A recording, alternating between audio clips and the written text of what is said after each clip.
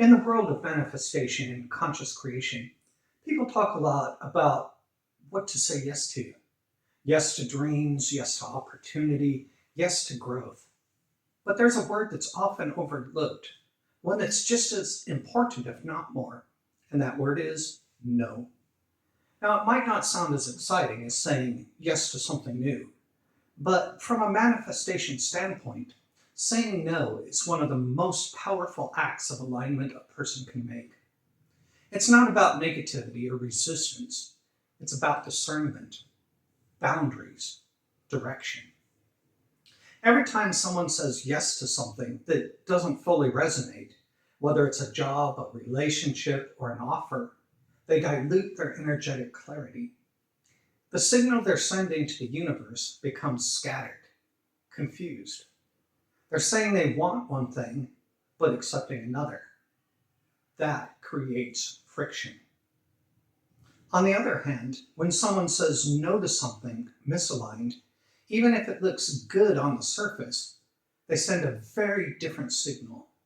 A signal of conviction, a signal that says, I trust what I'm calling in, and I won't trade it for what's merely convenient. This isn't about being inflexible or unrealistic. It's about knowing that if the vision is clear, then the decisions need to reflect that clarity.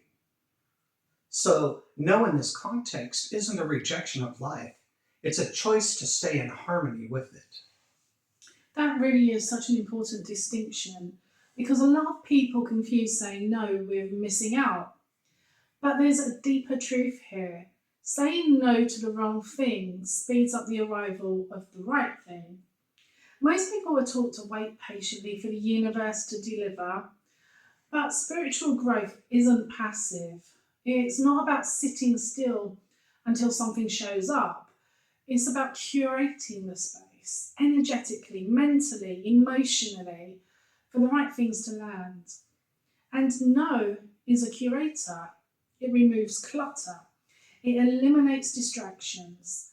It protects the energy field from being pulled in directions that are no longer aligned. Let's say someone is offered a job that pays well but requires sacrificing their creativity, or it keeps them in a cycle of burnout.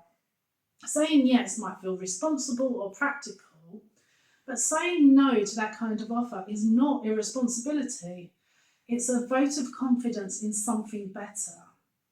Or, for example, in a relationship, someone might be receiving affection that's inconsistent, words of love with no actions to back them up. That can feel really confusing. The easy thing to do is to stay, just in case things shift a little. But the powerful choice is to say no to half-hearted love in order to make space for something whole. No is a pattern breaker. It ends cycles that keep people stuck. Exactly. And it's important to understand that no doesn't always look dramatic. It can be quiet, internal. Sometimes it's not even spoken out loud. It's a private decision, a silent refusal to accept less. But its effect is felt immediately.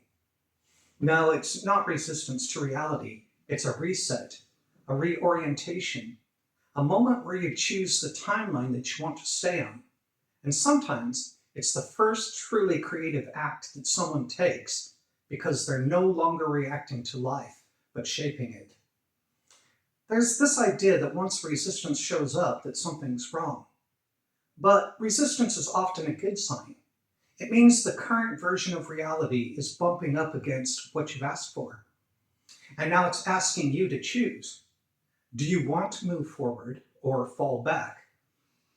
It's easier to say yes and hope for the best, but lasting change doesn't come from hope alone.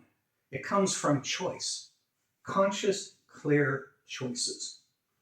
And when you say no with clarity, it's not a rejection of what's there, it's a statement of faith in what's on its way. Let's be honest, saying no isn't always comfortable, especially at first.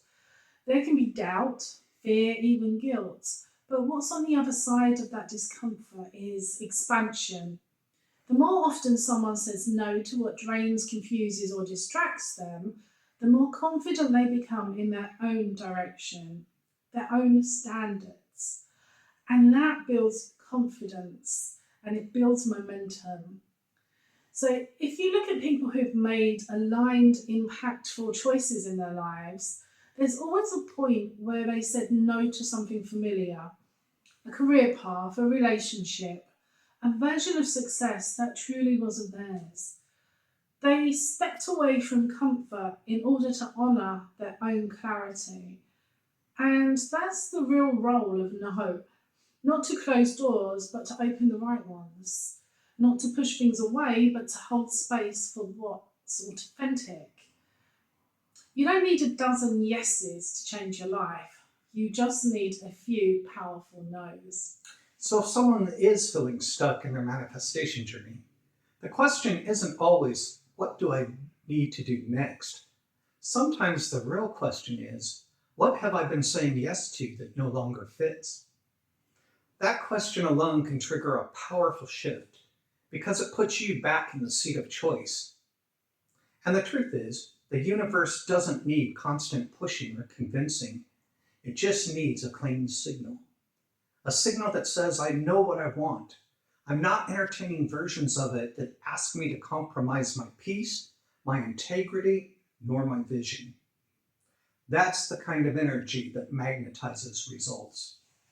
So let this be a reminder that saying no isn't about being difficult.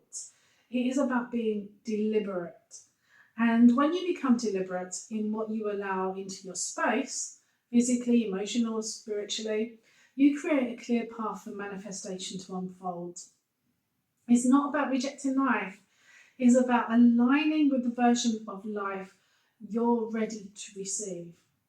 So if you're in that in-between space, between what you've let go of and what hasn't arrived yet, don't rush to fill it. Sit in it, honour it, let your no echo through it, because sometimes the most powerful manifestation practice isn't visualising or affirming, it's simply refusing to settle. That's the heart of it. No isn't the opposite of yes. It's the foundation of it. And until that foundation is solid, every yes will wobble.